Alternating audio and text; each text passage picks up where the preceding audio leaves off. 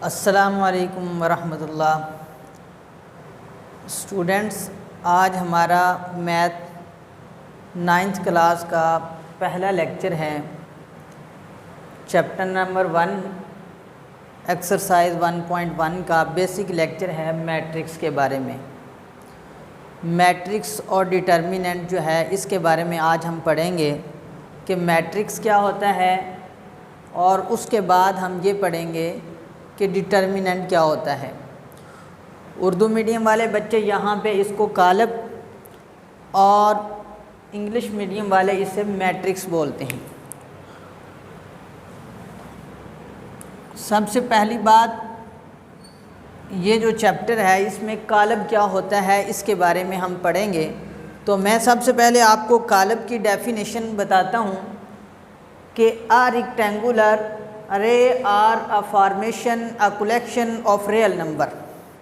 बच्चों, यहाँ पे हमारे पास ये है कि एक रेक्टेंगुलर फॉर्म या स्क्वायर फॉर्म, रेक्टेंगल की जगह पे आप स्क्वायर फॉर्म भी लिख सकते हैं, कोई ऐसा मसला नहीं है, क्योंकि स्क्वायर जो होता है कालब दोनों फॉर्म के अंदर मौजूद होता है। रेक्टेंगल फॉर्म में भी हो सकता है और उसके बाद कालब फॉर्म में भी हो सकता है, जैसा कि यहाँ पे स्क्वायर फॉर्म में भी हो सकता है, जैसे ये मैंने स्क्वायर फॉर्म में लिखा हुआ है। तो यहाँ पे हम rectangular array or a formation of collection of real number, यानी कि ये अदाद हकीकी अदाद का मजमुआ जिनकी कलेक्शन की गई हो, वो अगर हम इनको एक ब्रैकेट में बंद कर देते हैं, इसका असल मतलब ये होता है कि बच्चों, अगर आपके पास हकीकी अदाद मौजूद हैं, रियल नंबर मौजूद हैं, रियल नंबर से क्या मुराद है 1 2 3 4, माइनस का 1 2 3 4 आ सकता है, इसमें कोई भी हमारे पास किसी किस्म का भी अदद हो वो हमारे पास रियल नंबर कहलाते हैं। ठीक है जी, वो एक अलग टॉपिक है, आप लोगों ने पढ़े हुए हैं रियल नंबर कौन से होते हैं। कोई भी हम रियल नंबर लेके अगर हम उनको एक ब्रैकेट के अंदर, यानी कि कलेक्शन ऑफ रियल नंबर है ना जी, ये कलेक्शन कर दी है हमने, इसका मजमुआ लिख दिया है। अगर हम इनको एक कलेक्शन करके, इनको इकट्ठा करके एक ब्रैकेट की फॉर्म बना दें रियल नंबर को, तो वो मेरा बन जाता मैट्रिक्स। ठीक है जी। अब ये मैट्रिक्स की यहाँ पे हमारे पास इसकी एग्जाम्पल है। अब इसके अंदर हर एक मैट्रिक्स के अंदर दो चीज़ें मौजूद हैं। एक आपको इस तरीके से नज़र आ रहे हैं अदाद, और एक इस तरह से नज़र आ रहे हैं। अब देखो, एक का नाम रो है और एक का नाम कालब है। ठीक है जी। अब रो क्या होती है, इसके अंदर सबसे पहले हम रो के बारे में पढ़ते हैं। ठीक है जी। देखें बच्चों, हमारे पास 1 2 3 और 4 ये अरकान मौजूद हैं, अदाद मौजूद हैं। ऐसे अरकान in matrix the entries presented in horizontal way are called rows, यानी कि ऐसे अरकान, ऐसी एंट्रीज जो प्रेजेंट हों, जो मौजूद हों हॉरिजेंटल वे के अंदर, यानी कि उफ़क़ी लिहाज से अगर अदाद आपके पड़े हों तो वो रोज़ कहलाता है। यानी कि हॉरिजेंटल वे कौन सा होता है, जो ज़मीनी लिहाज से पड़े हों, जैसा कि ये हैं, ये उफ़क़ी लिहाज से है, उर्दू मीडियम वाले उफ़क़ी लिहाज इसे कहते हैं। अब देखो, ये है हमारे पास रोज़ बन गई, इसको हम कहते हैं रोज़। मैट्रिक्स के अंदर ऐसी एंट्रीज बच्चों जो प्रेजेंट हों इन हॉरिजेंटल वे के अंदर, यानी कि उफ़क़ी लिहाज से ऐसे सीधी पड़ी हों, उसको हम कहते हैं कि ये बन गई रोज़। इसको आप इस तरीके से तीर लगा के ये देखें, ये सारी रोज़ हैं।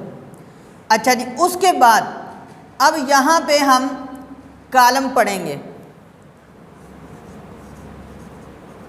कॉलम सिर्फ और सिर्फ यहाँ पे एक चीज़ की are called rows in matrix the entries presented in vertical way are called रोज।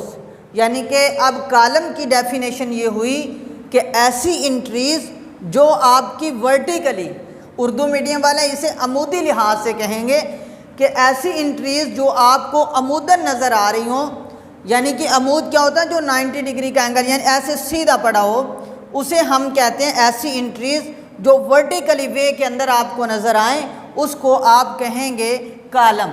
यहाँ पे भी हम क्या कर देते हैं, कॉलम, इसे कहते हैं कॉलम। ठीक है, दूसरे अल्फाज में एक सादा सिंपल मिसाल मैं यहाँ पे ऐड करने लगा हूँ, जो आपके नाक की सीध की मानद अरकान पड़े हों। नाक ऐसे ही होता है, लिहाजा आप इसको याद रखने के लिए बाद बच्चे इसको भूल जाते हैं, तो मैं यहाँ पे आपको आसान लफ्ज़ों में ये बता दूँ कि वर्टिकल वे वो होता है जो आपकी नाक की सीध की मानद, यानी इस तरीके से जो अरकान ये देखें ऐसे पड़े हों, तो उनको हम कहते हैं कि ये हमारे कॉलम है। ये है हमारा कॉलम। सबसे पहले मैट्रिक्स, उसके अंदर दो चीज़ें आई, एक रो और दूसरा कॉलम।